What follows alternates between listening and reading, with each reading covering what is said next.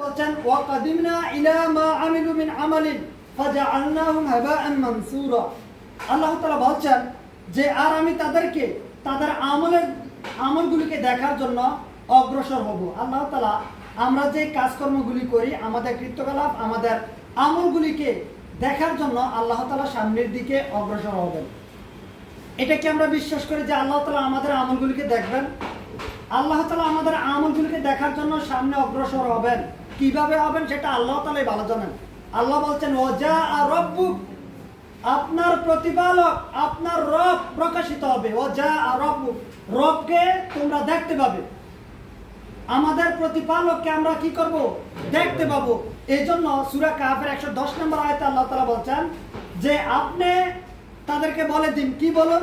আল্লাহ তাআলা বলছেন যে তোমাদের মধ্যে যে ব্যক্তি আল্লাহকে দেখার ইচ্ছা পোষণ করে, আল্লাহকে দেখার জন্য আশা আকাঙ্ক্ষা রাখে, সে যেন কি করে? ভালো বলে আমল করে এবং ইবাদতের ক্ষেত্রে, আমলের ক্ষেত্রে যেন কোনো ক্রমে কোনো ধরনের শরীক স্থাপন না করে।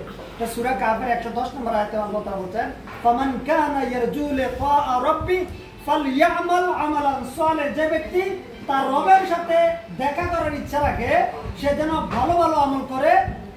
ফালইয়ামাল আমালান সালিহ ওয়ালা ইউশরিক বিইবাদাতি রাব্বিহি আহাদা।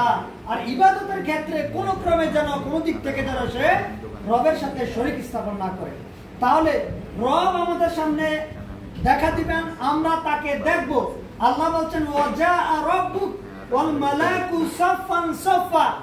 তোমাদের রব তোমাদের সামনে প্রকাশিত হবে আর মালাইকা তথা ফেরেশতা মণ্ডলী সারিবদ্ধ হয়ে তারা দাঁড়িয়ে যাবে। সম্মানিত উপস্থিতি, তাহলে আল্লাহ তাআলা বলছেন ওয়াকাদিমনা ইলা মা আমিলু মিন আমালিন ফাজআলনাহু হাবাআন মানসুরা। আমি তাদের আমলনামাগুলি দেখার জন্য সামনের দিকে অগ্রসর হব। অতঃপর তারা যে আমলগুলি করেছে সেই আমলগুলি হচ্ছে তাওহীদ শূন্য হওয়ার কারণে আল্লাহ তাআলা বলছেন সেই আমলগুলিকে আমি ধূলিকণার ন্যায় উড়িয়ে দেব। ধূলিকণার ন্যায় আমাদের আমলগুলিকে আল্লাহ তাআলা কি করবেন? উড়িয়ে দেবেন। মানে আমাদের আমলগুলি আল্লাহর নিকটে